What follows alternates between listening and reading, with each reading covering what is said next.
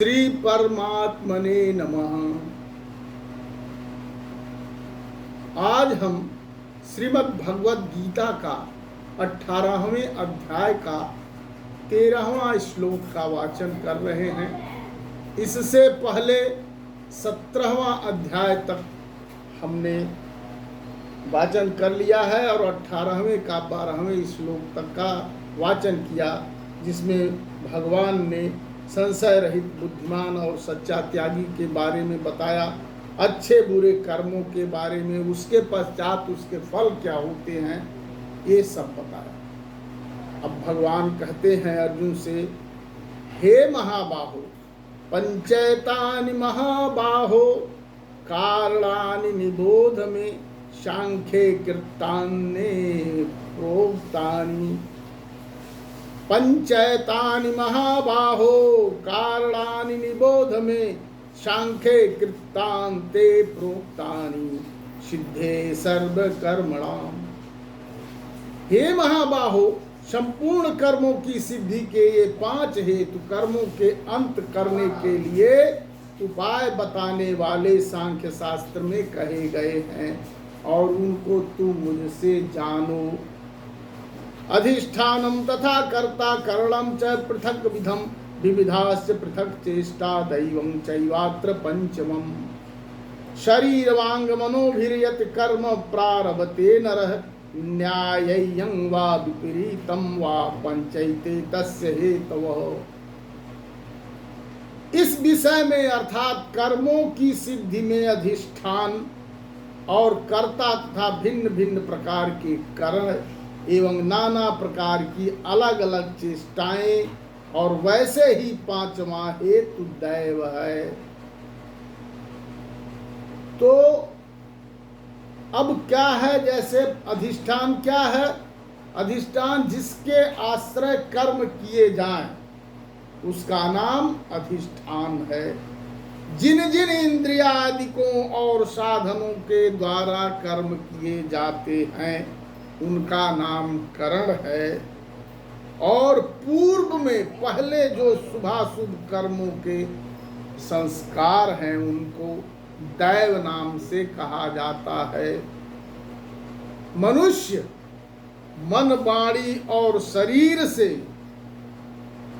शास्त्र के हिसाब से अथवा उसके विरोध, उसके विपरीत, उसके विरुद्ध जो भी कुछ कर्म करता है उसके ये 5 कारण हैं।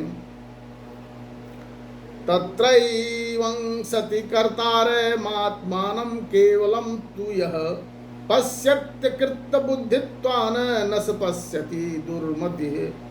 यस्य नाहं कृतो भावो बुद्धिर्यस्य निलिप्यते हत्वापि सैमालं लोकान् न हन्ति न निबध्यते।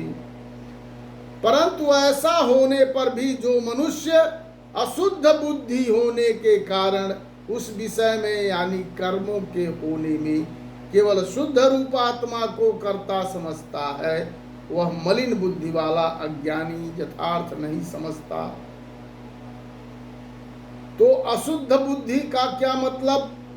सत्संग और अशुद्ध बुद्धि क्या है? सत्संग और शास्त्र के अभ्यास से तथा भगवतार्थ कर्म और उपासना के करने से मनुष्य की बुद्धि शुद्ध होती है। इसलिए शास्त्र और सत्संग करना बहुत ही आवश्यक बताया गया है। इसलिए जो उपयुक्त साधनों से रहित है उसकी बुद्धि अशुद्ध है, ऐसा समझना चाहिए। यस्य नाहं कृतो भावो बुद्धिर्यस्य निलिप्यते हत्वापि सैमालं लोकान् न हन्ति न विद्यते। और जिस पुरुष के अंतःकरण में मैं करता हूं या भगवान करता, ऐसा भाव नहीं है। जिस पुरुष के हृदय में, अंतःकरण में, दिल में मैं करता हूं ऐसा भाव नहीं है, तथा जिसकी बुद्धि सांसारिक पदार्थों में और कर्मों में लिपायमान नहीं होती है, वह पुरुष इन सब लोगों को मार कर भी वास्तव में न तो मारता है और न पाप से बंधता है।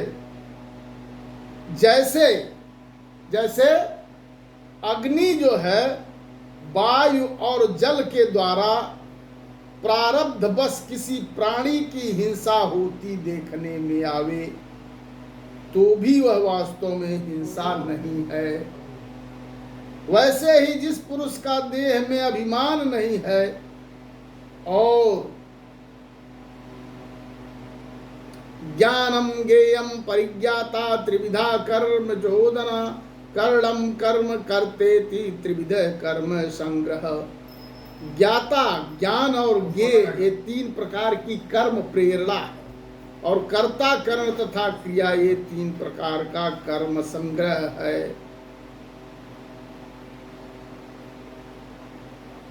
जानने वाला का नाम क्या है?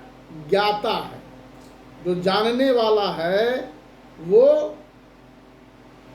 ज्ञाता है। ज्ञाता क्या कहते हैं? जो जानता है वो ज्ञाता है और जिसके द्वारा जाना जाए उसका नाम ज्ञान है और जानने में आने वाली वस्तु का नाम ज्ञेय है और कर्म करने वाला का नाम कर्ता है। तो जिन साधनों से कर्म किया जाए उसका नाम करण है और करने का नाम क्रिया है।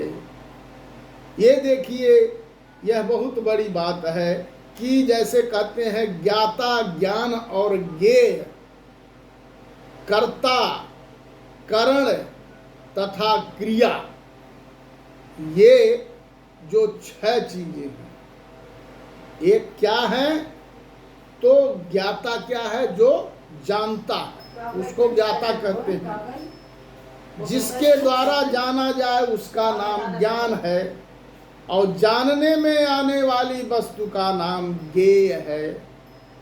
तो समझ लीजिए, जिसके द्वारा जाना जाए उसका नाम ज्ञान है, जानने में आने वाली वस्तु का नाम ज्ञेय है और कर्म करने वाले का नाम कर्ता है और जिन साधनों से कर्म किया जाए उनका नाम करण है और करने का नाम क्रिया है। सर्वभूतेषु येनैकं भावमभ्यमीक्षते अविभक्तं विभक्तेषु तज्ज्ञानं विद्धि सात्विकम्। पृथक्त्वेन तु यज्ञानं नानाभावान् पृथग्विधान् वेत्ति सर्वेषु भूतेषु तज्ज्ञानं विद्धि राजसम्। यतो कृतस्नवदेकस्मिन् कार्ये सक्तमहेतुकम् अतत्त्वार्थार्थबदल्पं च तत्तामसमुदाहृतम्। नियतं संग्रहित मरागदेशतः कृतम् अफल प्रेप्सुना कर्म यतत् सात्विकम् उच्यते। भगवान कहते हैं, जिस ज्ञान से मनुष्य पृथक पृथक सब भूतों में एक अविनाशी परमात्म भाव को विभाग रहित समभाव से स्थित देखता है, उस ज्ञान को सात्विक कहते हैं। किंतु जो ज्ञान अर्थात जिस ज्ञान के द्वारा मनुष्य संपूर्ण भूतों में भिन्न भिन्न प्रकार के नाना भावों को अलग अलग जानता है, उस ज्ञान को तो राजस कहते हैं। परंतु जो ज्ञान एक कार्य रूप शरीर में ही संपूर्ण के सदृश आसक्त है तथा जो बिना युक्ति वाला तात्विक अर्थ से रहित है, तुच्छ है, वह तामस ज्ञान है। जो कर्म शास्त्र विधि से नियत किया हुआ और कर्तापन के अभिमान से रहित हो, अभिमान नहीं करना चाहिए कि मैंने किया, तथा फल न चाहने वाले पुरुष द्वारा बिना राग द्वेष के किया गया हो, वह सात्विक कहा जाता है। वो कर्म जिसमें कर्ता अपने आप को अभिमान से रहित होता है, जो उसका मद मान अभिमान नहीं करता है और फल की इच्छा भी नहीं करता है। कहा गया है कि फल की इच्छा कर्मणेवाधिकारस्ते मां फलेषु कदाचन, पहले ही कर दिया।